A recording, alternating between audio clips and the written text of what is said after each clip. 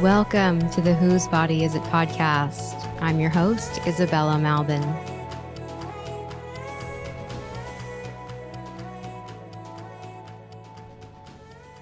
For those who don't know me, I'm a birth worker, a life coach, hypnotist, and a former liberal feminist turned radical truth teller. On this podcast, I expose the forces at play attempting to control our minds and bodies, such as transgender ideology, pornography, prostitution, and so much more. Together, we'll untangle patriarchal lies as you listen to jaw-dropping interviews with women from around the world. Warning, while listening to this podcast, you might find yourself triggered or perhaps notice where you've been biting your tongue on the issues that matter most to you. In my coaching and hypnosis, I help women and men stop getting triggered by every single thing, cultivate resilience, stop unwanted behaviors, and increase self-confidence. You can book your first session at whosebodyisit.com, and you can find that link in the episode show notes. And I just want to say that it's because of your endless support that I'm able to interview amazing women, get their stories out, and produce regular episodes for you.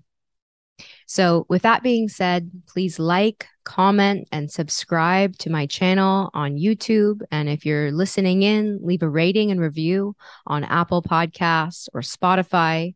And also consider making a financial contribution via the link in my show notes. You can also visit my activist sticker shop. My pro-woman stickers have the power to intercept transhumanist programming. So take a photo of your stickers out in the wild and tag me on Instagram at Whose Body Is It. Oh, it's been busy over here behind the scenes at Whose Body Is It. I am so pleased to have Jennifer Law, the big fertility whistleblower and expert, teach the next series. This upcoming masterclass series, the summer series, is different than previous masterclasses that I've hosted in that it is a 3-part series, and I've really tried to structure it and ask Jennifer specifically to teach this class as a kind of continuing education. You will not find this information on the medical and legal ethics of IVF surrogacy and other commonly used reproductive technology anywhere else. You will not find this at your local doula training. You will not find this at a university. You will not find this in midwifery school. This information is so highly censored. Because we are talking about the pharmaceutical industry. We are using correct language to describe women and their bodies. We are calling out these big industries. So, as you know, I love to collaborate with whistleblowers, and it's going to be so awesome that all of you will be able to ask. You will have the opportunity to ask Jennifer Law your lingering questions. So the series, again, is a 3-part series. We start on July 20th. We meet for 3 consecutive Thursdays at 5 p.m. Central Standard Time. And if you can't join us for one or all of the live classes, it's all good. Everything is recorded. So the morning after each class, you'll wake up to the recording in your member library. It's pretty seamless. And if you've done my classes before, you know how this works. So I also want to just say, because I envision this, 3-part series as a continuing education program, this is for anyone really who works with women in the childbearing years, or, even actually post-fertility, because we know that women who are sometimes called infertile are actually just post-fertile. And these are the women who are going to seek out third-party reproductive technologies. So if you are a fertility awareness educator, a doula, a midwife, a nurse, a Chinese medicine practitioner, a naturopath, acupuncturist, a physician, or maybe you're a therapist, maybe you're a social worker, maybe you deal more with the mental and the spiritual side of the effects of this technology and kind of what women go through when they are faced with not being able to conceive. So on that note, I would say this class is also really important for anyone who is single by choice, or in a same-sex relationship. Now, we know that, women who are considering doing third-party reproduction, that they're willing to go under the knife and give up their health to get that end goal, to get the happy family, to get the baby. Now, for men, it's different, right? Men don't have to go under the knife. Men don't have to jeopardize their health. So when we're talking to men about the ethics, I think really focusing on the exploitation side. And so you're going to hear from today's guest, Marche, about, that how that desire to have a baby overrode her desire for health, for her own health and well-being, and how she was willing to exploit not just any woman, but one of her best friends to carry the child that she thought she deserved. By the time you finish the series, you're going to have new information about the risks and harms to women who sell their eggs or act as surrogates. You're going to understand why regulations won't protect women and children. You're going to learn about the global context of international law and reproductive tourism. You'll be better informed about the debate around the world, this hot topic. And you're going to learn about the difference between traditional surrogacy and gestational surrogacy and why the practice shifted. And again, as I said, you're going to have the opportunity to ask Jennifer Law your lingering questions. This is I've been joking, this is like the Whose Body Is It University, the women-centered content you will not find anywhere else. So we hope to see you there. More information about the upcoming class is in the episode show notes. Without further ado, let's get into this week's story. Diagnosed with endometriosis at the age of 19, Marche was told she would probably never have babies. It was the early 2000s, post-women's liberation, and even when Marche found herself unexpectedly pregnant, she considered termination. Before she could decide what she wanted to do, Marche was incorrectly diagnosed with a blighted ovum and was told she would miscarry. About to start grad school and ridden with grief, Marche took abortifacients, only to find out the day after that she had been incorrectly diagnosed. The pregnancy was indeed viable. A thorough look into Marche's health history and the ways she was victimized by the medical industry sets the backdrop for how she became the perfect consumer of the fertility industry.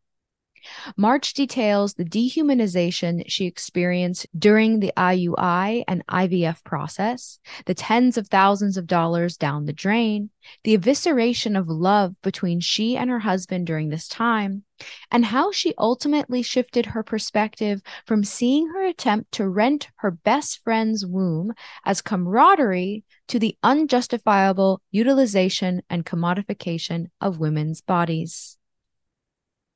I've been talking a lot about IVF and surrogacy on Instagram, my newsletters lately, because I'm hosting Jennifer Law for this masterclass series. And with this topic circulating again, I feel like as there's been an influx of celebs going the surrogacy route, I've been getting inquiries and questions and messages, and one of the women that I was connected with is today's guest, Marche. So Marche, thank you for joining me and for your interest and offer to talk about what you've gone through and how you are now relating to this controversial topic that seems to get it's been getting a lot of momentum. So would you mind starting off by talking a little bit about your kind of reproductive health history, maybe like adolescence into young adulthood? Maybe we can start there. Yeah. So I think it's kind of important to preface a little bit of this with, I was raised a vegetarian. So I literally until like 3 years ago, I had not eaten or consumed any real animal products. So I was raised on a vegetarian diet. It was a lot of refined grains and soy and leafy greens and all the vegetarian things.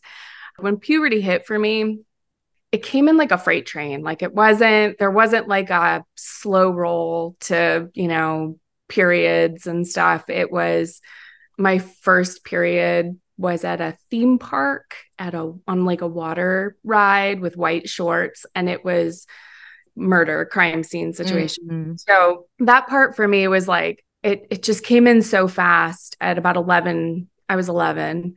I had extremely painful periods throughout my adolescence. And every time I go into a doctor's office and I would describe this, I was always told, like, that's normal. It's, periods are painful. It's normal. These are all normal things. But I was always shocked that like other women didn't seem to be enduring like I was enduring a period or having the kind of pain that I was having. And I would miss school.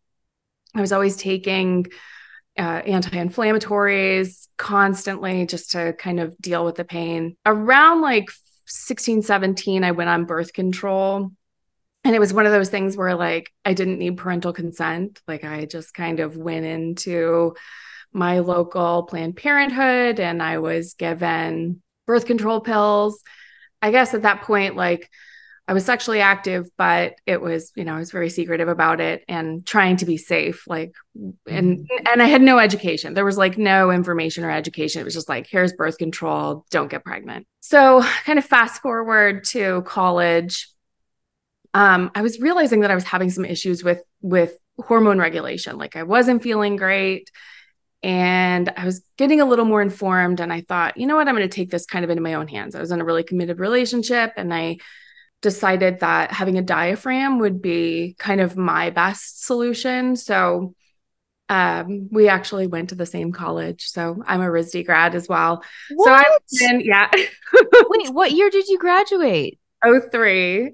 Okay. I was Okay. a So, styles major. oh my gosh, So that's I know the like, it's the hardcore, like it's not the best place to have any kind of health issues because you're like sped up and like it's like life is going a million miles an hour and you got to keep up with top of the class. So I'm from Arizona, so I'm in Rhode Island and I'm super far away from everything. And so I go back to Tucson over the summer and I decide I'm going to go see my local gynecologist and get a diaphragm and kind of take my sexual health into my own hands. Mm-hmm. This is kind of where like my view of the medical system really changed. So, I'm in traditional stirrups, draped, and the doctor comes in, let her know, I'd like to get fitted for a diaphragm and I'd like to get off birth control pills. And so she does the pap smear. And while I'm like, legs in stirrups, draped in the extremely vulnerable position, she says, uh-oh. And so I'm like, uh-oh, like what's happening? Right. So I said, uh-oh, what? Like what's uh-oh? And her response was, hold on, I'm in the middle of something. And I just froze. I'm so vulnerable. My legs, I'm like spread open. And yeah, you're in the middle of me. Like this is where there was this like giant disconnect between care and like compassion. And you can't just like say that and then expect that I'm not going to have this visceral reaction to like something is horrifically wrong. So she comes like just kind of like arises from the sheet draped over me. And she said, I think you have endometriosis. And I mean, I'm 19. I'd never heard of that. I thought it was a sexually transmitted disease. And I was like super upset with my partner. I was like, what has he done? Right. Like I'm feeling like betrayed and how could this happen? And so I said, well, what is it? And she says, I'll be back. I need to do a biopsy. So I was left in the room alone, and this is pre-cell phone. Like we didn't have the internet was kind of relatively new. Cell phones were all flip phones. I couldn't like access information on the fly. Mm-hmm. And she came back in the room and said, this is going to hurt. So that was like the next step was I need to do a biopsy. This is going to hurt. Like open up your legs again. So I do. She proceeds to do this biopsy and then left the room again. and came back in and handed me a pamphlet about endometriosis and said, you're probably never going to be able to conceive. You're probably never going to have children. You need to go on either Depo-Provera or Lupron in order to like save your fertility. So I went in with this idea that I was going to get off birth control pills and that I was going to, take my, like I was going to be able to control like when, I had protection and not, and get to know my body from like 15, 16 to 19. I was so disconnected. Those hormones create just like intense disconnection from yourself. I didn't leave with a diaphragm, which is the whole reason I went in. I left with a pamphlet and went home and just wept. Like I took this pamphlet home. I sat with my mom and we Googled endometriosis and just cried. And I was like stunned. I was like, I think I've just been like given a death sentence. Like, how do you like say sorry? So excuse me. So it was really odd. Like I knew I wanted kids, and it was as if somebody just put like the clock. They were like, here it is. We don't think you're ever going to be able to have children. And so you better start now. Like your fertility is now. And I was 19. So that was terrifying. I'm in college and I'm, I think conditioned to believe that career was everything, that making something of yourself and children, I think during the 80s and 90s, like that was growing up during that period of time. It was post women's lib. And so it was this real big push to validate yourself through success and monetary success and not necessarily familial success and rearing babies and having a beautiful relationship with another human being that only is like so unique to women. That was never the focus. So, I mean, I did a lot of research during that time, and like every Western medicine recommendation was to go on birth control pills. That was the only way to deal with endometriosis. And so I found another doctor because I was pretty displeased with, the exam, and I'm in the middle of something and just this kind of cold and cruel biopsy. So I found another gynecologist and we tried, I want to say there was like 4 or 5 different birth control pills during a period of a year. And every one of them, it was like I was having these just insane reactions, like severe weight gain. And then I would have prolonged periods, like they weren't shortening. I was having 2 to 3 weeks of bleeding. I was having really severe fatigue and bone pain and digestive issues. And then I started having chronic yeast infections. And none of the doctors I ever saw were ever correlating any of these things. They were never saying like, well, hormones can cause this kind of mess in your gut that just creates the perfect storm for having kind of a yeast issue. In addition to that, like I had chronic sinus infections. And the reason that I mentioned the dietary stuff is because I've been able to dietarily reverse so much of that. Mm-hmm. And I wish I'd known then what I know now, because I think things would have been really different. But were you like from a family of vegetarians? Was it religious? Was it just a cultural, just to like, okay. We're just vegetarians. And yeah, okay. My mom she didn't like the smell of meat and she didn't cook it. And then I had this kind of like visceral reaction. And I think it was just like a conditioning thing. Like it was never really a choice, but anytime I was around it, and I ate like, I wasn't a vegan. I ate eggs and cheese and things like that. But I will say that like, it's a lot of greens, grains, dairy, highly inflammatory foods, in my opinion, from my experience. especially for endometriosis, where you already have this like highly inflammatory environment. Mm-hmm.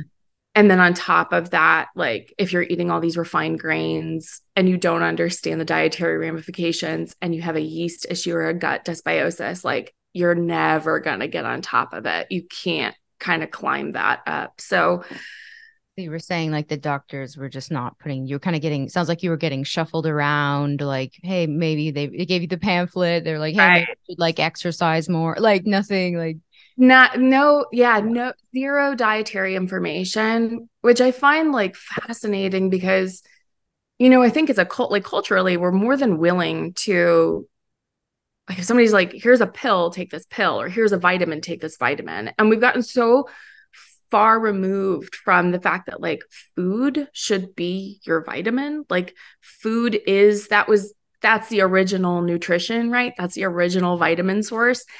And now because our food is so depleted, and I think especially like plant-based foods tend to be quite depleted, that we're not getting the stuff that we need.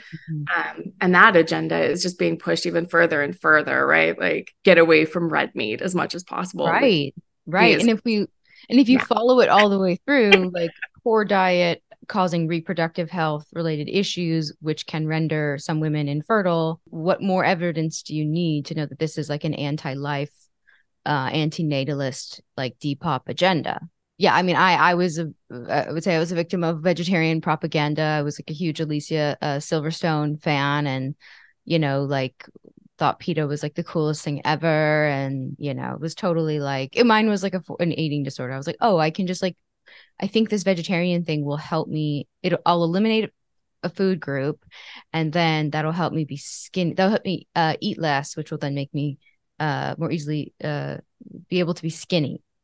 That right. was my thought. I mean, obviously, it didn't work out that way. I actually like gained weight and had to be, gut issues and binge eating disorder and all sorts of things. So yeah, but the vegetarian, I was just curious about the origins because I like for example, I know 7 Day Adventists, I know the Hare Krishnas, like there are all these different kind of religious practices that also, put vegetarianism is a part of that. But It's yeah. so crazy too, because like during a time when like post graduation, there was a period where I was in this, I kind of get into this a little bit later, but like I was seeing a Chinese medicine doctor I like ran the gamut. I was like, I will do anything and everything, right? Except I can't like change my diet and just eat like a ton of beef and liver. Like it was the one thing that I couldn't do.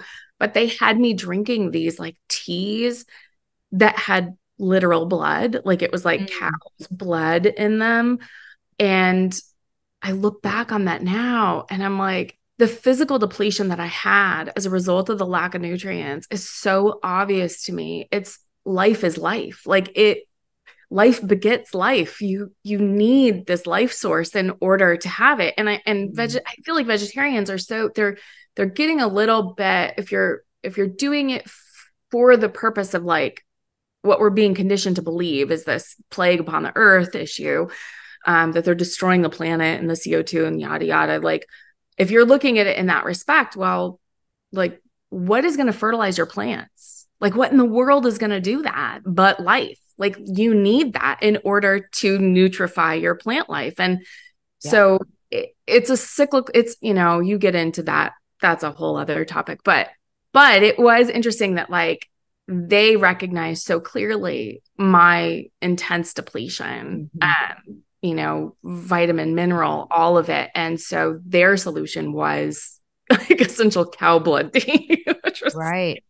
Right. I mean, as a vegetarian, I'm like choking down Yeah, cow blood. that even for me is like, and I eat a lot of meat now. I'm even like, I don't know about that. Like, I think it would take me a little bit. Like, I could get there, I'm sure. But so you've like set up, so like you've kind of set up the backstory for us now of like your experience in gynecology with allopathic medicine, kind of being young in the age of like, as you said, not having immediate access to like Google things and Yeah. Instagram accounts and podcasts. And like, it was a bit of a free, you're sitting there with your mom and you're facing this possibility that, you might never have children. And it's like, heavy, heavy stuff that you're like, yeah, just a heavy diagnosis that you're being faced with at that time. So it's interesting because, I think there are many reasons, and we'll get into, what happened after, but I think it's important for people listening to kind of like,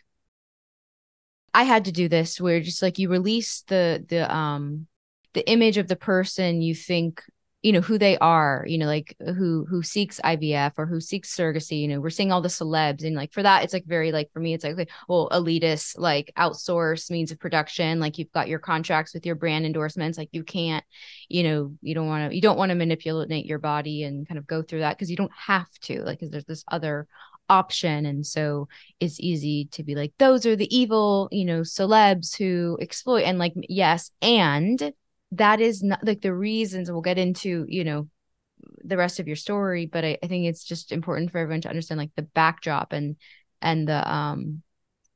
that like the more victimized I think we are as women and targeted explicitly or implicitly, for our ability to create life, the more vulnerable we become to then exploiting like others, Yeah. right? It's 100%. I mean,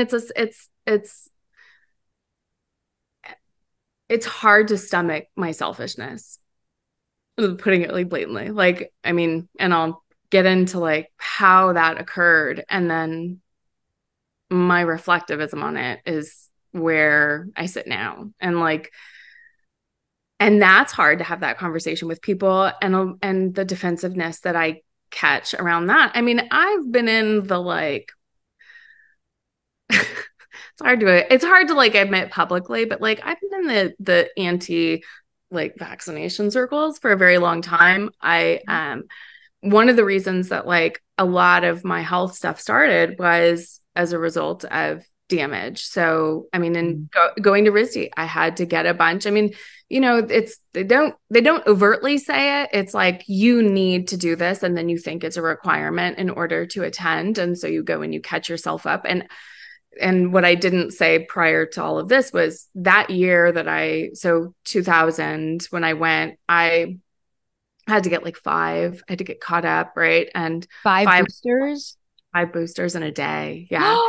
I had a fever from August until November. And I was a furniture design major. What? Like in there hand planing. Yeah. It was horrific. And God.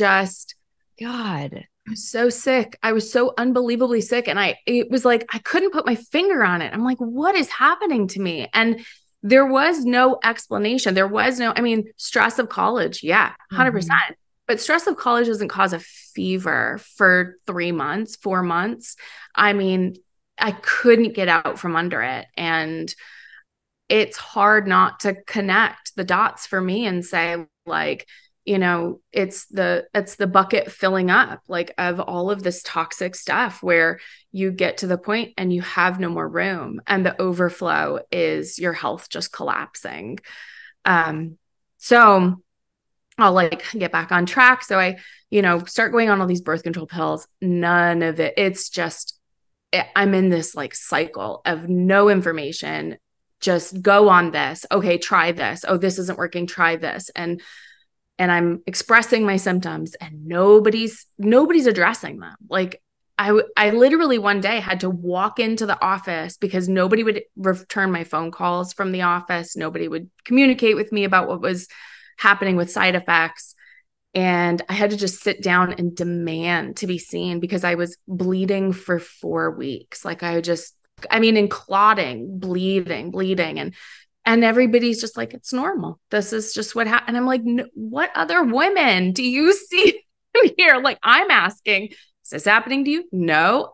And so it's crazy making, because the isolation, I don't think that people who haven't experienced that don't understand that when you're bleeding like that, you can't like leave your house. You can't go for a fun night out without packing, like a go bag and an extra pair of pants. So it was just all consuming. So after college, I moved back to Arizona. I was in my health was really declining. I had some other issues that were happening health-wise that were pretty unexplainable.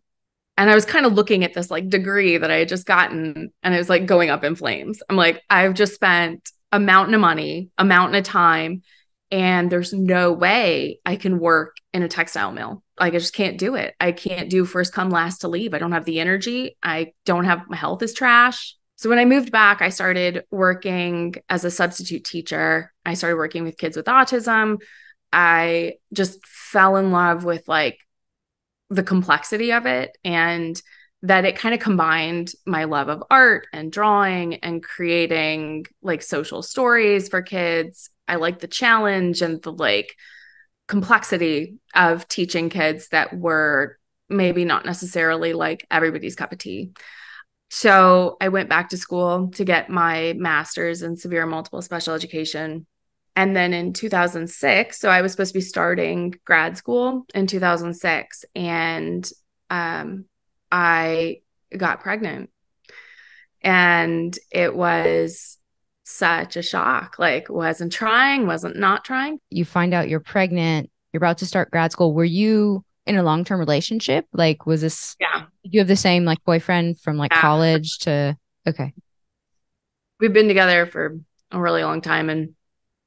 And honestly, like, I was like, oh no, I'm starting. So this is the like mindset I'm in, right? Career. Even though I've been given this like fertility kibosh, like you're not going to have kids, but I'm going to school. I got to have a career. I got to like, this, and this, because this is what the trajectory that I've been told that I need to be on. And it's much like the medical system. Like, our system of understanding our own lives is so institutionalized now. Like, we got trained. I got trained for sure in order to believing that I needed to do things in an orderly fashion in order to be successful. And having a baby at that moment, like, was it going to interfere with my trajectory? So I considered like having an abortion, which is wild and frighteningly, like, it all came to pass, but not really not by my terms. So find out I'm pregnant, and I went to a women's birth and health center where I thought, I was like, if I'm going to do this, like, I want like a natural birth. And I'm like so early, right? But I'm already like gung ho. We're going to do this all natural. Like, I got this. So I go to this women's birth and health center, and I had labs drawn, and I had an ultrasound relatively quickly. I was spotting a little bit, but like, it wasn't terrible. And I had just like every pregnancy, like, avocado 1 second made me feel great. And then the next, looking at it, I just was going to throw up. Like, it was all the things. And I kind of embraced it. It was a bit joyful. Like, I was excited, terrified and excited. And I went in to get the ultrasound, and I was told that I had a blighted ovum. And I didn't know what that was. So it was, again, like, here's this. And it was this kind of just, I'm sorry, you have a blighted ovum, leave the room. Like, just mass exit, right? And leave me with this in the dark, belly, slathered in goo, and staring at a blank, like a screen that just has a circle on it. And I don't know what that is. So I go back to the women's birth and health center, and they let me know that I would miscarry in a couple of days, that there was nothing there, that unfortunately this happens sometimes. And so a week goes by, and like nothing happens. And I'm starting grad school. I'm starting a new job. I'm supposed to miscarry. I don't know what to expect. And the grief is like starting to set in. And my hormones are just like, like I'm all over. And they told you the pregnancy, like you were no longer pregnant, or that it was just not viable and that you were gonna. They said their term was, you have a blighted ovum, you won't be able to carry it. Like this, you're not gonna. There's nothing in that sac. The sac is empty. And so at that point, like, a week goes by and still nothing has happened. And then another couple of days go by and nothing's happened. I think about 2 weeks went by and I didn't miscarry. but I was told, right? So now I've got it in my head, like this is coming any day. And how do I deal with this in a public situation? Like, what am I going to do? So I went back to the Women's Birth and Health Center and I said, is there any way that like we can speed this up? Like, I don't know how to deal with the grief of this and starting grad school and having to be present in my job. And so I don't remember the name of the drug that they gave me, but they gave me like essentially like it was like an elimination pill. Like it Probably um like a cytotech. yeah. So something to, you know, exit. So they said, go home. They gave me some Vicodin. Um, go home tonight, put a towel on your bed and take the Vicodin, take this and go to bed. And in the morning, it'll be done.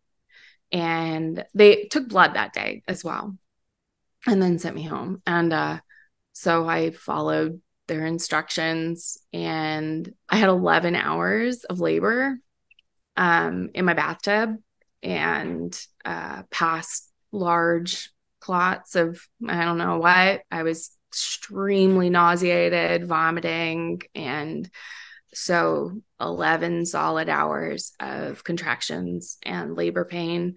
The fight didn't do anything. It was horrific and gory. The next day, I get a phone call, and they said, we hope you haven't taken anything yet. Oh my Uh, God. and they said, well, your numbers should have gone down and they've like quadrupled. And that just like broke me. Like I just couldn't, I didn't know what to do. Too late. So I said, well, I did. They said, well, then we need you to come back in because maybe it was a molar pregnancy. And at that point, I went back in. I was scheduled for a DNC to see if there was any remnants or anything. And when those results came back that it wasn't a molar pregnancy, there was zero tissue. It was a viable pregnancy and it was misdiagnosed. It was too early. Like they got the timeline wrong. And so my one pregnancy, it's like a gut punch. Like that was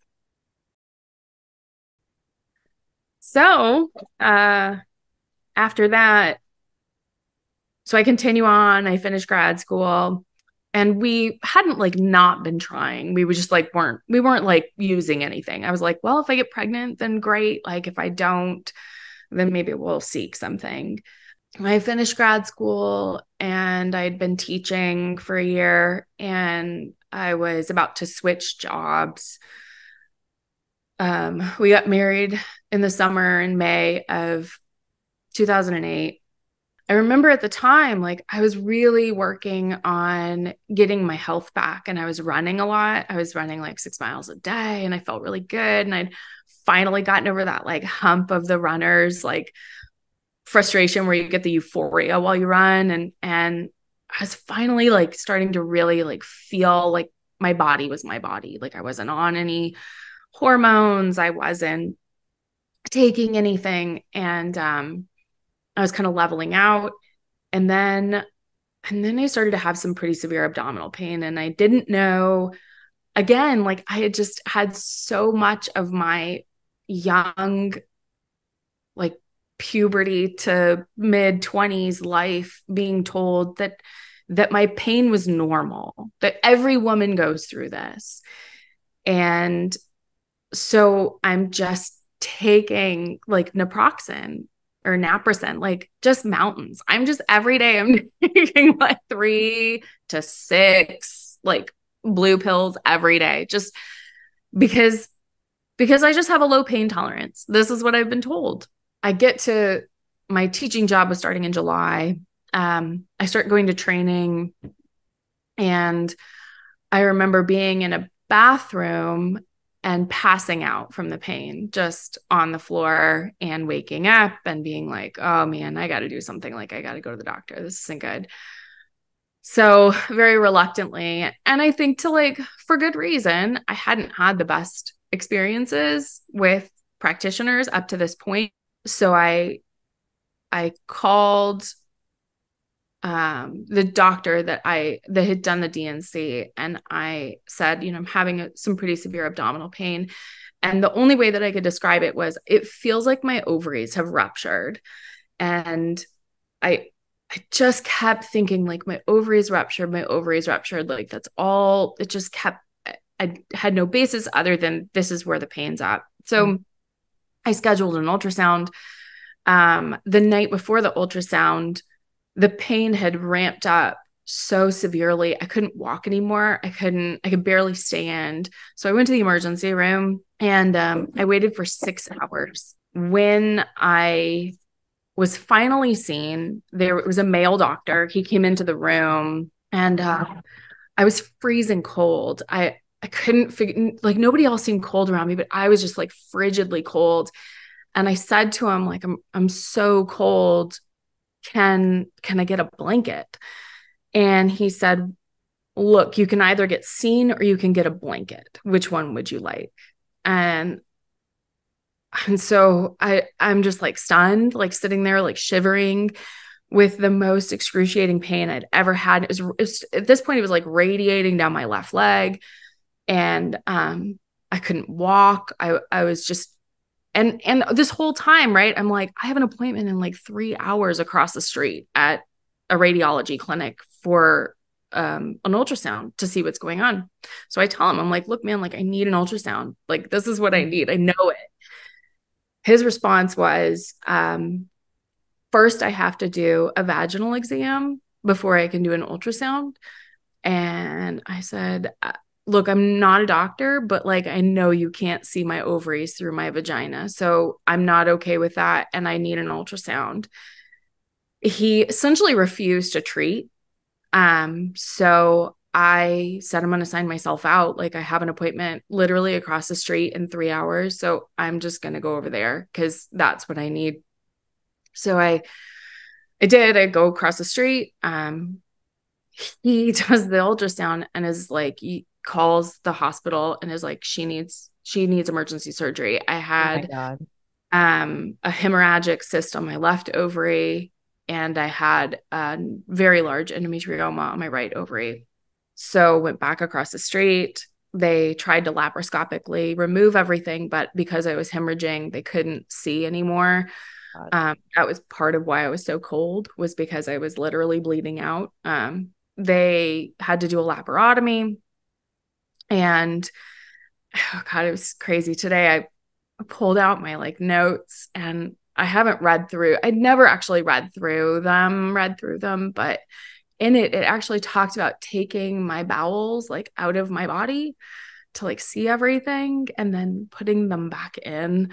At that point, it was like, now my fertility is I'm in trouble. Like, I'm in big trouble. I think at that point, my left fallopian tube was relatively, they said that the quote about my left ovary was that it was like fragile. It tore easily. It just like disintegrated when they touched it. So I lost my left ovary completely.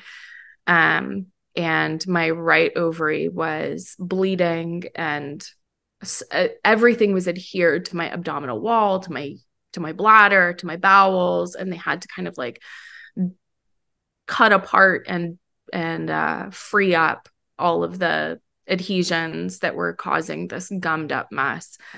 So that was a 5-day hospital stay. I then, to boot, I got a letter from the hospital that I stayed at, that I had the surgery at, that stated I had a history of non-compliance for leaving the emergency room because he wanted to do a vaginal exam instead of. So I had to write a letter and say, put this in my file. Like, you can addendum me. And this is the explanation as to why I left. Like, it's well within my rights to leave if I feel unsafe. I felt unsafe.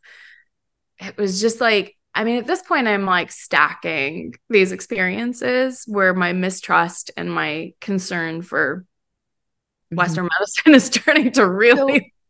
I mean, yeah, understandably. Oh my gosh. So you're like, okay, so you're in the surgery. So they took out one of your ovaries. Did they give you a full hysterectomy at that point? No, Okay. my right ovary was still there, and I'm I'm pretty sure the left ovary was almost all gone. I think maybe they left like a small piece of it, but most of it just kind of like essentially disintegrated when they pulled it out. It was hemorrhaging, like it was just goo, like it just, there was nothing left.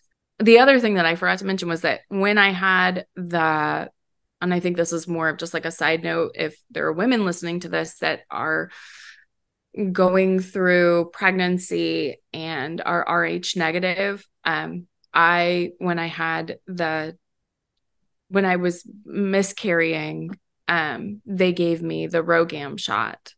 And what's weird is that they never bothered to test my partner to Mm. see if he was negative. So like there's just this assumption that if you're Rh negative that you have to have it, and that it's the,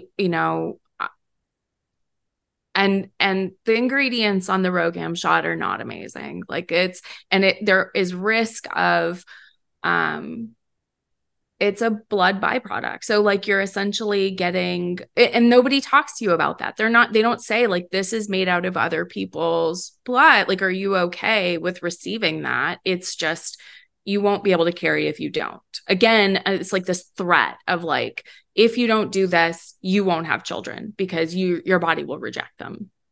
Not like, hey, there's also all this other stuff in it that could be problematic. Right. So I go through this whole surgery. At that point, like now the pressure is on for me to get pregnant because I knew I could get pregnant. I knew I had one pregnancy. And so I wasn't totally discouraged, but I was feeling very like time was running out for me. And how severe the endometriosis was in such a short amount of time was just astounding. Like they were all pretty shocked by how bad it was.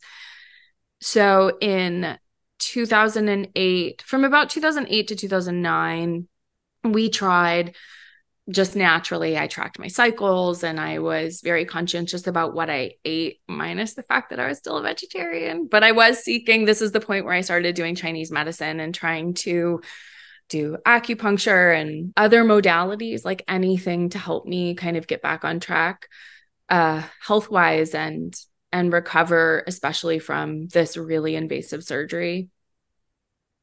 So in 2009, after not getting pregnant for a year, I went and saw a fertility specialist in Arizona.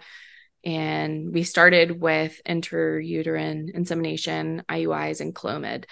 Um, I think like watching and listening to a lot of your podcasts and then kind of looking into the types of drugs that are being given to young girls and boys who feel disconnected from their bodies and these are the same drugs that like I was put on. They're the same types of hormone stopping and increasing drugs, and they make you absolutely insane. They are so damaging.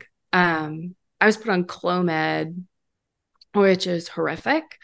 It was like it was like menopause on steroids. So the hot flashes and the mood swings and the weight gain and I mean, just such disconnection. I never knew day to day where I was at. Um,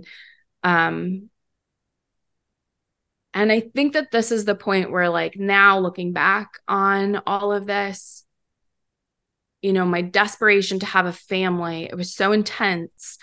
And I don't think that people understand how it's it's not just like I want to have a family. It's like a deep intrinsic need to reproduce. That's biological. That's like I feel like that's like it's like God's will to like bear children, to reproduce. We are built that way. It is a part of our makeup, and it's irrefutable, and you can't kind of get out of it. And especially when somebody puts a clock on you, and then you're really stuck. So 2009, I think it was about 4 rounds of Clomid and IUIs, and they did not work. 2010, we started IVF, and the list of drugs that they put you on is just unbelievable. And you don't question any of it, because you walk into these offices. I did. I won't speak for other people, but like I walked into this office and there's a bulletin board with all these beautiful babies, Success right? stories. Yeah, yeah. Yeah. Like beautiful babies and happy families, and the perception of like, this is what your life is supposed to be. This is what it's supposed to look like. I think that there's like an enormous false promise to this, that like they can fix the broken. And there's a lot of options to fix the broken. So if the broken is like you, we can get you an egg. If the broken is your husband, we can get you sperm. If the broken is the two of you, we can get you a carrier. Like Arizona is a little bit different because surrogacy is not legal there. So there's no, like, even a contract doesn't save you from a surrogate being able to keep your baby if it's your genetic line. Like if you implant it, you don't really have any recourse if they decide that they want to keep it. So we did IVF. And I mean, the cost, like at this point we're in, I don't know.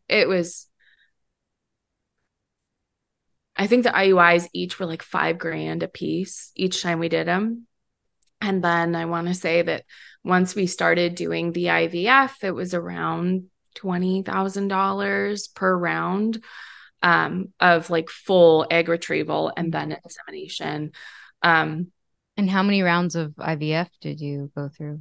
So I did the one in Arizona, and if I remember correctly, there was like 6 eggs that ended up becoming embryos successfully that looked really good. And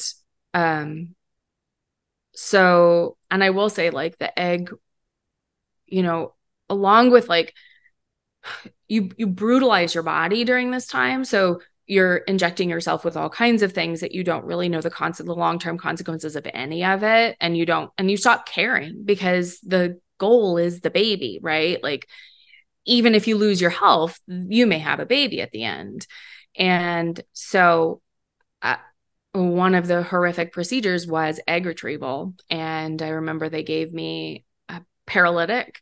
So I couldn't move, but I could feel everything and I could talk. And so I was saying, oh my God, ow, this hurts. Stop, please. Like, and the needle was going through my vaginal wall Oh my into God. my ovaries to retrieve eggs. And it was like nonchalant afterwards, right? Like, well, we got this many, like, and no, again, this like total disconnect from like, I'm a human. I felt that. Why is there no concern for what's happening here? So we did a few implantation. They did not take, obviously, and a lot of drugs. I had to take just like mountains and mountains. So, I started doing some of my own research, and I was getting more concerned about like what was happening with me. And I just had this feeling that like there was something going on that was out of my control biologically, that was not allowing for these like quote unquote perfect, because they'll tell you, oh, these are perfect. They look so good. They're perfect. I really feel like this is the one. And so you've like build up for 2 weeks, right? Like while you're waiting for your blood tests, being told this is the one, this is the one. And then the like hideous letdown of it didn't work. Let's try again. So I consulted with a fertility clinic in Las Vegas. And part of the reason that I did that was because I was like, at this point, I was looking into surrogacy. I had a friend who God bless her, like offered, and I took it at face value in desperation. And she had had a successful pregnancy. She really enjoyed being pregnant. This is the other thing that, like, you know, just because somebody enjoys being pregnant, I don't know if that like justifies this stuff. So she enjoyed being pregnant. She was extremely empathetic to my situation. Mm-hmm. Um, had watched everything that I had gone through and said, like, I would like to do this for you. And, you know, we drew up a contract. I was going to pay her, obviously, quite a bit of money. I think it was upwards of more than $30,000. That didn't include like clothing stipends and food stipend. And this was like 10, how many years ago was this? 2010. Okay. So 30,000 at that time. We went to Las Vegas partly because the legalities in Arizona were preventing and making it hard for me to work with the clinic that I was working with. So Las Vegas was kind of like known for surrogacy, and there was a clinic there that was very well known, and they had done a lot of surrogacy work. So I went out there, I did a bunch of blood tests. They determined that, and this is the weird thing, because like I've never really been able to understand it, but they determined that I had what's called like a high natural killer cell count, and that my husband and I had kind of like a similar genetic, there was something genetically similar about us that would cause my body to essentially just like flush, like due to this natural killer cell count and that. Mm. So we had to find somebody that wasn't as closely connected to us, in addition to like me not carrying. So went out there, had this contract and all these agreements.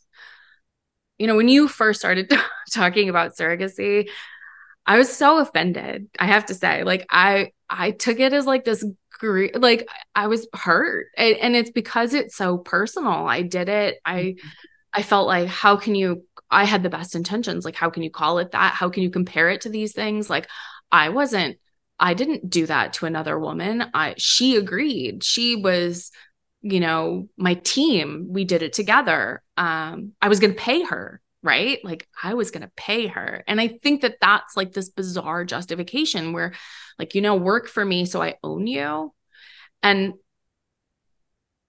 this is like the hardest pill for me to swallow, because at the time, like, that wasn't where my head was at, but that was how I was acting. Was, I Mm-hmm. own you, I've paid you, you work for me, so you will do what I say, which means you will eat what I tell you to eat. You will not put certain things in your body that I don't agree with, because now you're my property, because I'm paying you, because I own you. And I think that was part of the betrayal as to why our friendship and relationship kind of like exploded. So during that time, you're not, you're recommended and told by the clinics to not take an at-home pregnancy test, because it could be technically too early, or you could get like a false negative or a false positive. So they want a blood test so that it's like 100%. So we agreed that she wasn't going to take a home pregnancy test. And she actually came to my job. This is so crazy. I was teaching at the time. She came to my job, and we were waiting for the phone call about whether she was pregnant or not. And she had told a friend of mine that she had taken a home pregnancy test and knew. And she was sitting there eating a Subway sandwich, right? With like processed meat, like everything you're like told not to do if you're pregnant, like don't eat deli meat. So, and we had this agreement about food, and that was like one of the things. Oh, wow. So then it's Right. already So like, you're already starting to surveil and be like, you're not following. I had like just given her this Contract. Right. monetary stipend for like Whole Foods food, and she's sitting there like eating a Subway Oh, sandwich, getting a phone call. And, it's like I can be as mad as I want about that moment. But the reality is that I felt ownership over her body. And I now realize like how disgusting that is, and how one of the reasons that I think like surrogacy is has this like real nefarious aspect. It's hard going through it. Like I look at people who've had success stories, and I probably like I'm a bit envious. However, like it's like hard. It's like an impossible justification at this point for me. Like I don't just knowing where I was at, and I think knowing where so many women under desperate situations were at. So, finding out that she had taken a pregnancy test, that she was kind of like not following our legal documentation saying what she could and couldn't eat. So crazy.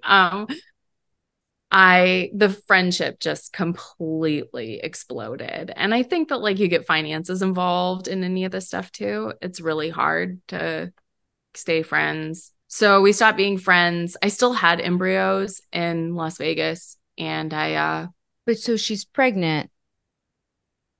No, she she's wasn't pregnant. Oh, sorry. The result said that she was not pregnant. not Okay. pregnant. And she knew she wasn't pregnant. And Okay. therefore the Subway sandwich, I as see. Okay. insulting I it missed was to that. me, like she knew she wasn't pregnant. So it like wasn't really Right. against contractual agreements.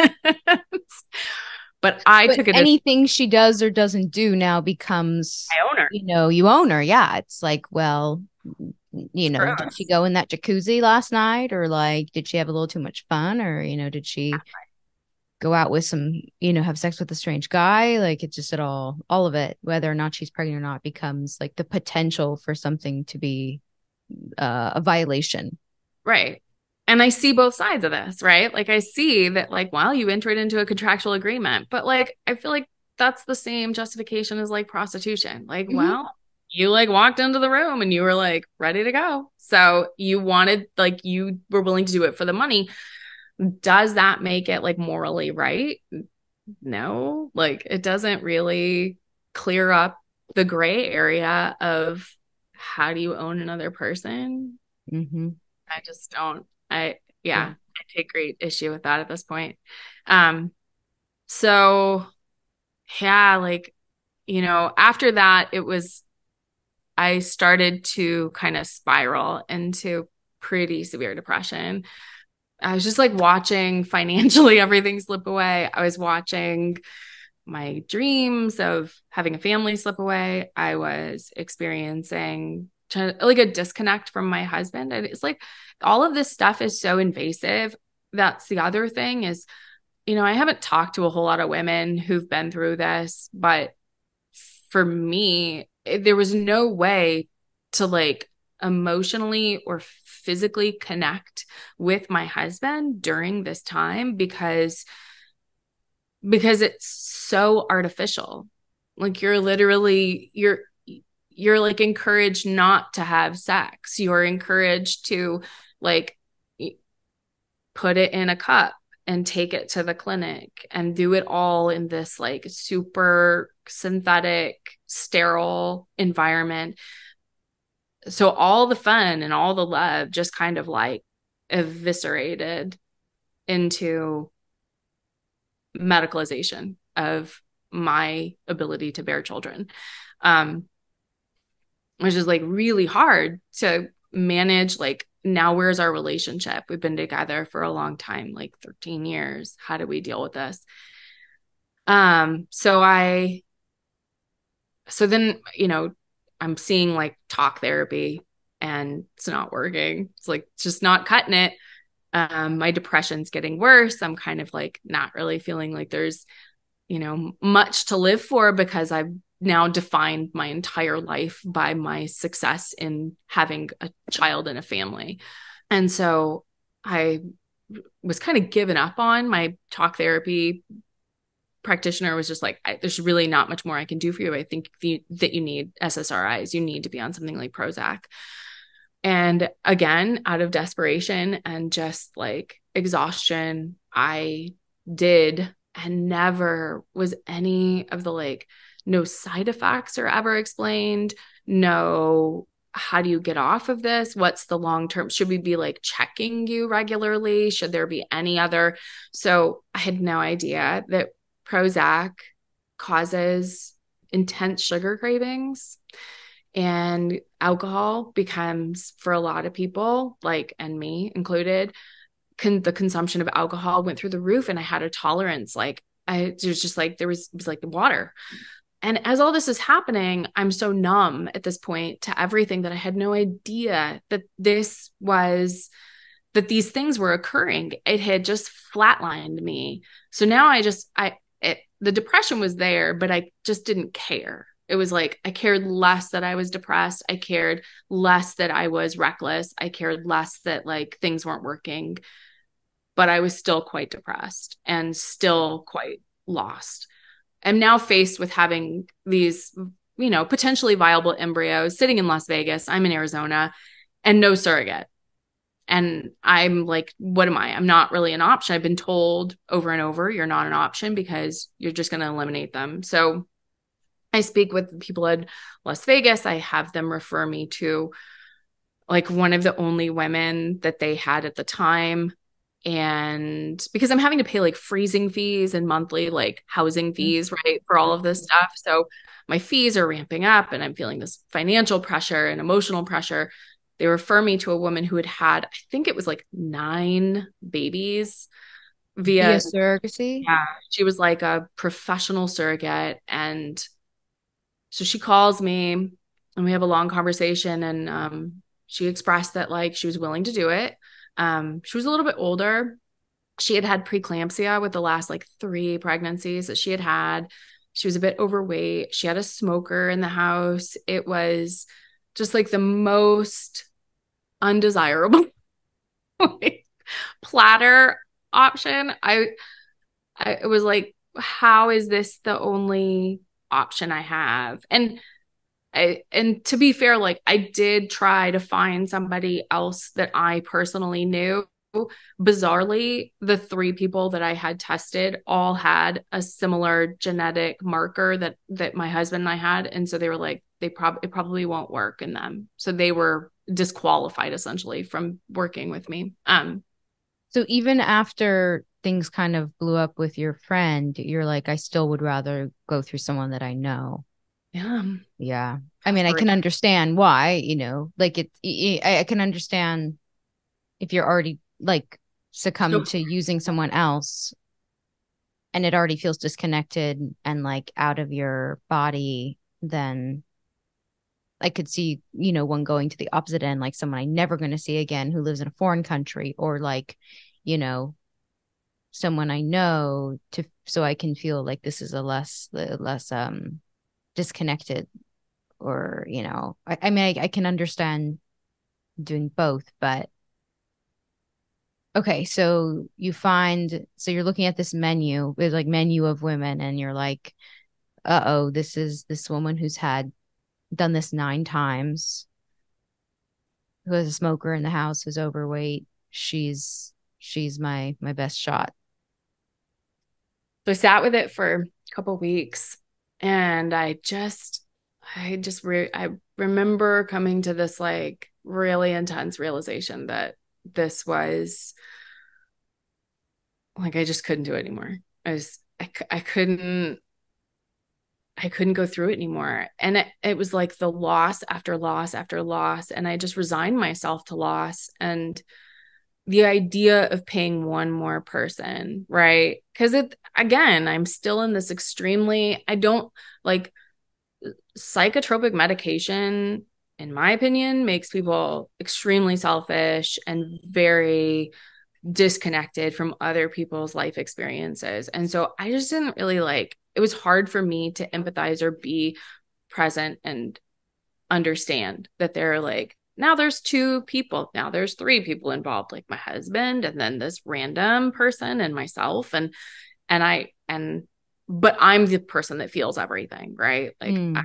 so, so there was a moment where we decided like, this is just, it's not, we can't do it. Like, we can't, there's no way we can hire somebody else. So, but I had these like embryos, and it's life. It's like literal life. You're like looking at these little divided pictures of life. And I couldn't let them go. I was like, I have to at least try one more time, right? So I ship them back to Arizona cryogenically, like back to Arizona, and go through the process one more time of implantation, of like insemination essentially. And neither of those worked, but I couldn't donate them.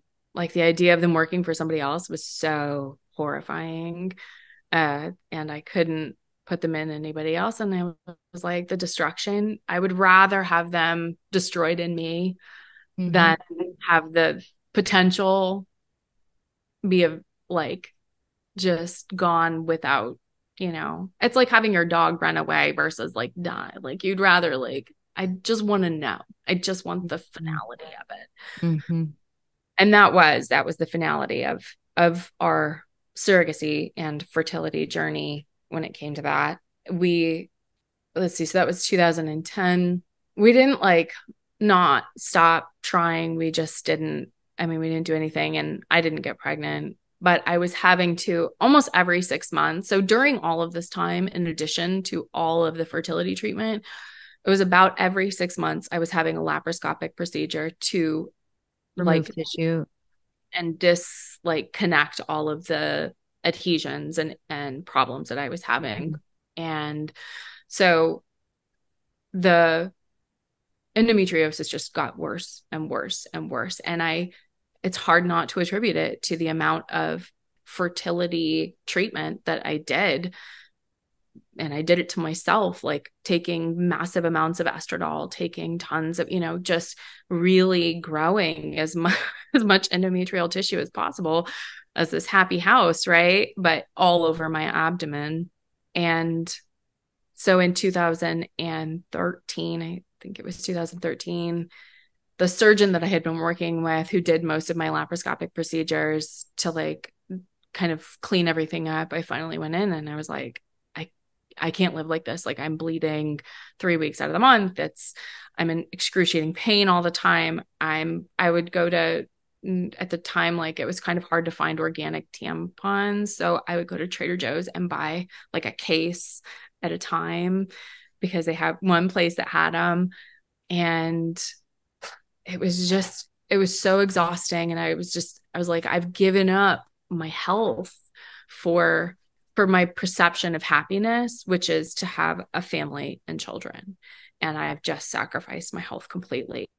And that was the point where I was like, I have to rearrange the way I think about this. I had also like gotten off of the psychotropic medication at this point. I had done quite a bit of like therapy in order to like help myself process what had happened. And he was extremely reluctant. I wasn't even 30 at the time. So he was like, I don't do hysterectomies on women under 30, which I think is fascinating now, because you look at like young kids being able to walk in and just say like, this is what I want. That like, this is what I want to be happy. Like, this was a medical issue for me where I didn't have a way out. I couldn't undo. 6 months, every 6 months having surgery is extremely damaging. Yeah. Just flushing out, like having your liver and gallbladder and kidneys try to eliminate the toxins that are in an anesthesia alone is Right. problematic. Oh my gosh. So every 6 months I'm having to like do this, and then having this big health setback. So I finally went in and I just begged him, and he agreed to do it. And when I woke up from surgery, his response was like, I'm glad we did it. It was like the worst case of endometriosis I've ever seen. And everything was just binding to itself. So I went on hormones, like bioidenticals. I was really like, I wanted to do something as close to nature as possible. I could never level out. It was never equalizing. And after about 6 months, I grew another endometrioma without having, yeah. And, um, and they were like, there's just no way you can't take any of these things. So what I think is like really crazy is that, at no point, with the exception of going to the Chinese medicine place, did anybody ever speak to me about diet, with the exception of like prenatal vitamins, Oh right? Like, God. that's it. So it was, you need to take prenatal vitamins in the event that you're going to get pregnant. It was never diet or anything. And in the last couple of years, I slowly introduced like eating beef, which was really hard for me. It was extremely difficult. And in the last year, I have gone completely like beef and fruit. So I have eliminated, because I've suffered from kidney stones and kidney infections and kidney issues and gallbladder issues and all kinds of weird things that like just are not, they don't really make sense for my age or my like physical health. None of that stuff would really make a whole lot of sense, except for my diet was, I did do like medical medium for a while that completely destroyed my kidneys. Oh Like, my gosh. I was brainwashed by him for a brief moment too with the celery juice. The celery, everyone who isn't familiar, Anthony, I forgot his last name. Who he got famous for like the celery juice protocols, like waking up first thing in the morning, having like raw 32 celery. ounces. Yeah, yeah, 32 ounces. Oh my God. I mean, the amount of oxalates in those and spinach smoothies and Ugh. everything. Yeah, it was such an oxalate rich diet. And I will say, like, I felt better for about 6 months. And then I had like an onslaught of kidney stones, Right. which are horrendous, like, just absolutely. So it's so incredible going from vegetarian for, 90% of my life to like now eating predominantly beef and fruit, and feeling exponentially better and no longer having digestive issues and my hair had been falling out. My hair grew back. Like all these things started to like, like vitality. Like I actually felt like, whoa. And now I'm starting to realize like, I think we've just totally been duped. Like we've been tricked into believing that your health comes from vitamins, supplements, and plants, and like trust your doctors. Just like, Oh my, I know it's all so backwards. So I want to go back a little bit because I know I feel like some of the questions I have, I imagine women listening do as well. What was the point where you started? Was it when you stopped the psychotropic meds that you started to like feel more empathy or like think about your friend or like this woman who had, rented her room 9 times? Like at what point were you like, did you start to kind of relate on an emotional or like empathetic level with specifically the women who were potential surrogates? Like when did that shift? Because I also just, I mean, thank you for naming I mean, you're describing it as selfishness and I say yes. And, it's not as black and white. Like you had been through hell. You had been, and it's not an excuse to rent a woman, but like just everything leading up to you coming to that decision, the culture, your own health experience, that primal desire to procreate, just oof, like it's just so fucking messy. So yeah, oh, I'm curious about like the point where you started to empathize with these I women. mean, honestly, it's taken me a really long time. The betrayal that I felt from my friend that was the first surrogate, the betrayal from that has taken me up until this year. Like, honestly, I didn't, like I said, like your description, like, and not all of them, but when you started talking about surrogacy and rental and started like equating these words that felt like an attack, right? Like on those of us who've been through horrific medical situations where your only option in order to have a family is to rent a womb. And I will, like, I haven't even said anything about my like adoption search, but that wasn't out of the question for me. So, but like it, it took hearing somebody else say the words, like literally utilizing another person's body. It's not even it's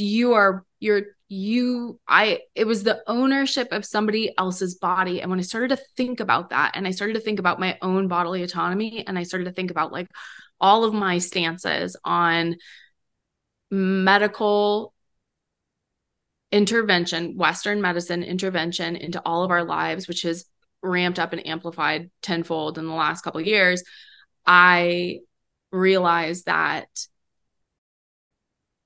I had made a really huge error in like justification. Like I was willing to justify it because I was in pain, and I was willing to justify it because she was willing to do it for profit, and I was willing to justify it because it wasn't nefarious. It was for I wanted to have a family. And I don't think that like like you've said, it's not a black and white thing you where it's like good or evil. It falls somewhere in this like weird gray area of willingness. And I do think that there's a lot of women that do it and they are genuinely like okay with doing it.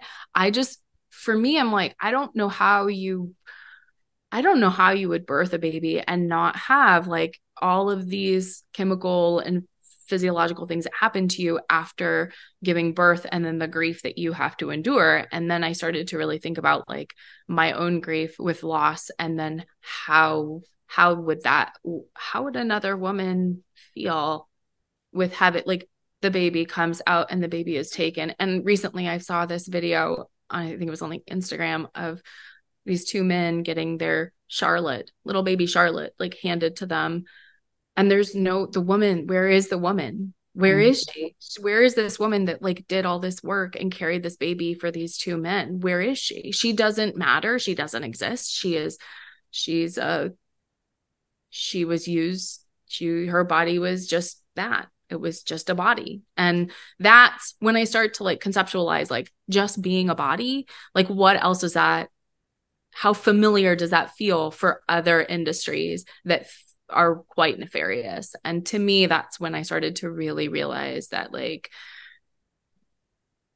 my own selfish needs, and it's not, and I say selfish, not like with, it's not ugly. Like selfishness, I think can be, I don't think it has to be like a hideous word. I think that selfishness is it is part of the human condition. Like we have to be selfish at times because it's a protective mechanism, and it helps us like understand how to navigate through difficult situations. And that was where I was at, was like, I had to navigate.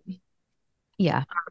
Well, yeah. I mean, this is like so typical that we would like internalize the like, should we or shouldn't have we, or like, why did we? And it's like, none of this would be possible without the industry to make it so.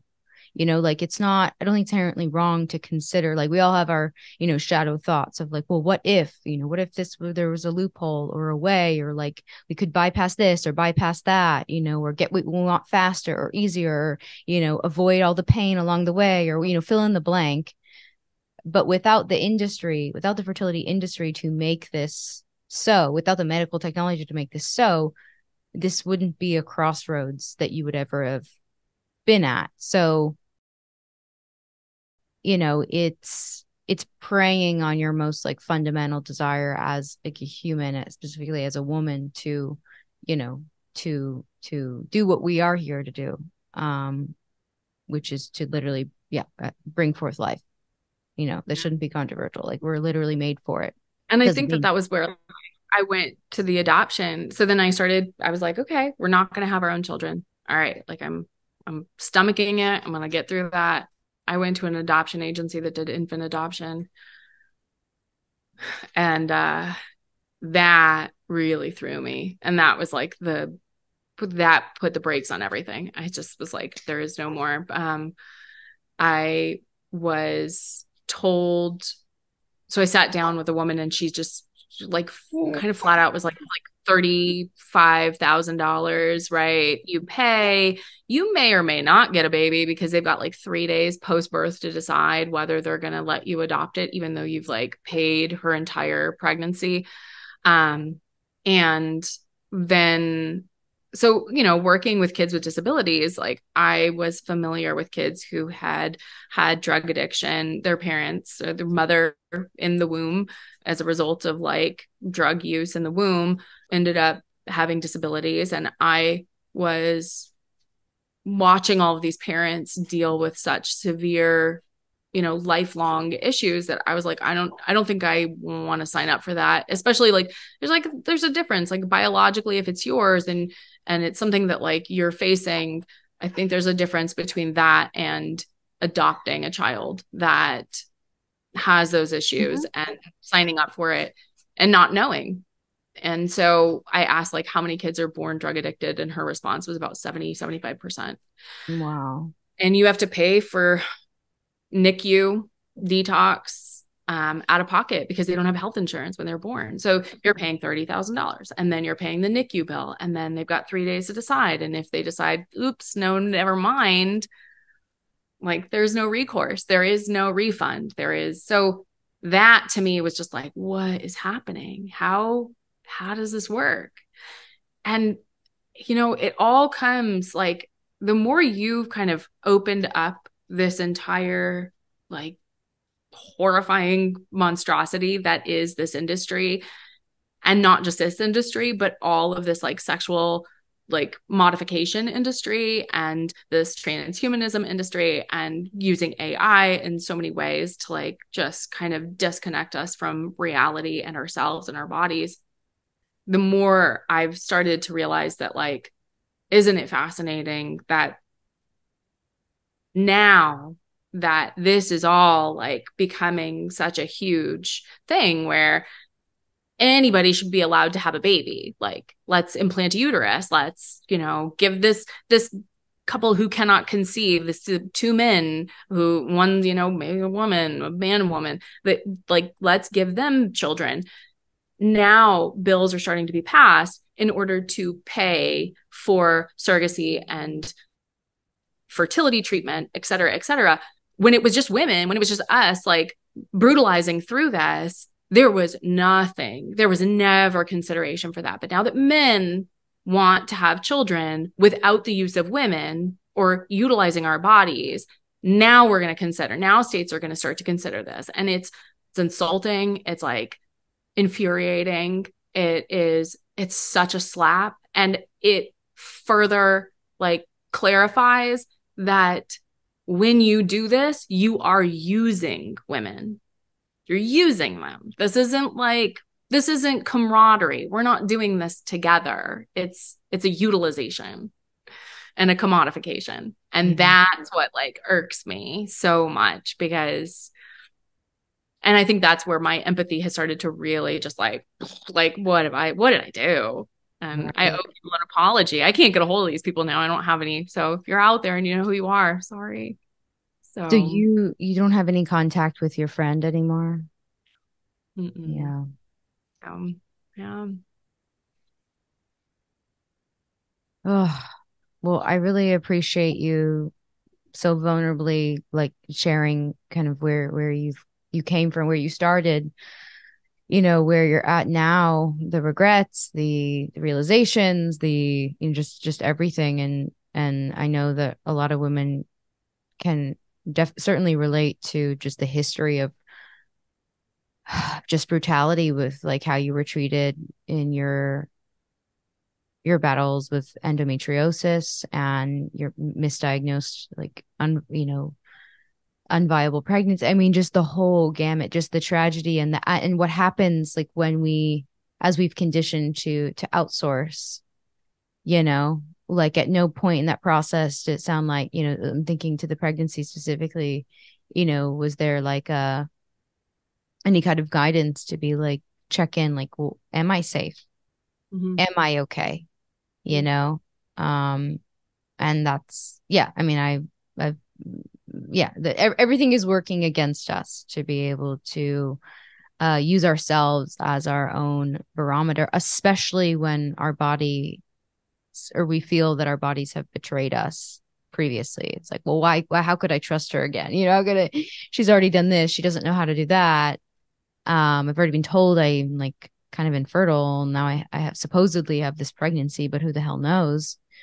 Doesn't line up with all the stories or expectations. It's hard to defeat the medical narrative. Like when you get told a narrative about yourself from a professional, from an expert, it's hard to like undo that. It takes a lot to realize that like that it's the practice. It is the literal practice of medicine. It's a practice. It's a guess. Fertility treatment is by no means an accurate science at all. It is extremely experimental. It is not individualized generally. The drugs have long-term and severe ramifications. Menopause at 30 is not fun. It is a brutal awakening. I think about the medicalization of children at this point and stopping puberty and stopping this natural occurrence that is it's so uniquely human and it's such a gift.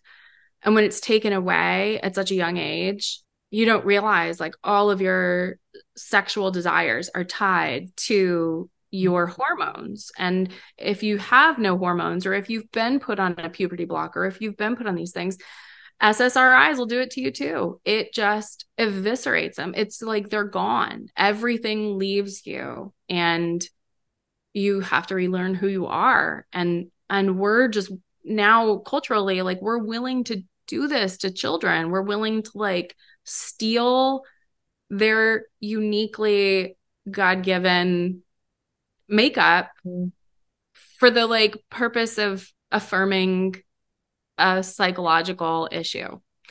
Yeah. And then sending them right into the industry that you found yourself in, like it's Jennifer Law talks about this and she'll be getting into it in the upcoming series as well. But like just the brand new market that's been manufactured, we're not just talking about like our kind of run of the mill endocrine disruptors and, poor diet and lifestyle. Like now we are actually manufacturing children and adolescents to become like verifiably sterile or infertile. And so then what, like I mean, well, then what? We have more money for the fertility industry. So there's so many facets of it.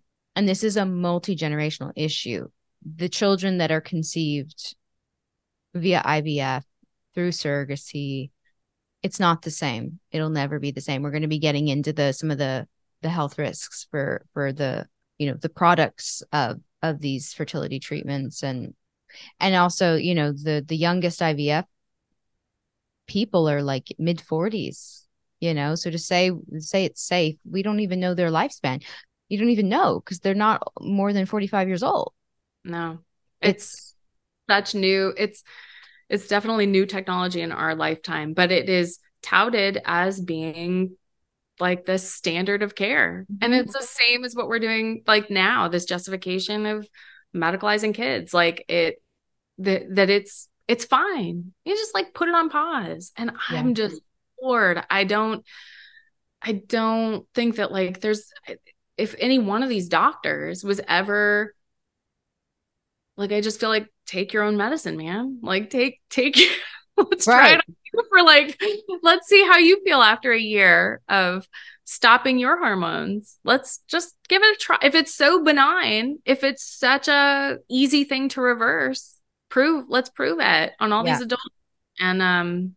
And I feel like it's weird to be kind of in this position where I feel like I've run the gamut of, I know what it's like to have your hormones stopped and started and stopped and started and then eviscerated. And I know what it's like to not be able to conceive children and go through that like whole thing. And it's weird because I feel like I can perspective take what's happening to all of these people now, the panic, the desperation, the disconnect from your body, the medicalization of it, the like, oh, I can fix you, I can heal this, I can put this into, perfection.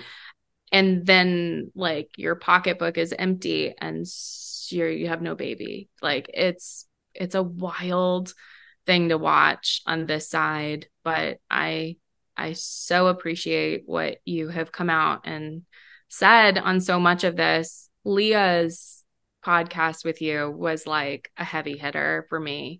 Oh, Um, the Lee Janet Marshall. Thank you. Yes. That episode was that also really helped to like solidify my perspective and the fact that like this transhumanist agenda, it's like usurping God's will, in my opinion. It's we are proxies on this earth, and transhumanism, and like we are uniquely made. There are no animals on this earth that were put here as proxies. And so this is like where when she spoke about that, I was like, it just makes so much sense to me. And I think that like your voice to this has been so helpful in helping me perspective take my role in doing these things and coming to terms with like my own chaos. If that makes sense. Oh, well, Thank thank you for saying that. And that that makes me feel like I'm going to keep doing what I'm doing, and that this is a bridge, like for you to, yeah, vulnerably come on and share the story. And it's really easy to be like, that's the person who would do this, or she's the one who did this, or she might, and so there can be accountability, but also empathy and like understanding that like God, like we really are all victims of this fucking reproductive crisis that we're in. So yeah, again, thank you so much, March, for and it's so awesome that you're also a RISD grad. Like that is so cool. I didn't know that. We didn't you didn't share that with me before we recorded. So it was like a just a cool synchronicity, just awesome. Thank you again you. for sharing today. Absolutely. Thank you. If you enjoyed this episode, please share it with a friend or family member who needs to hear this content. And if you do share it on social media, don't forget to follow and tag me at Whose Body Is It? So until next time.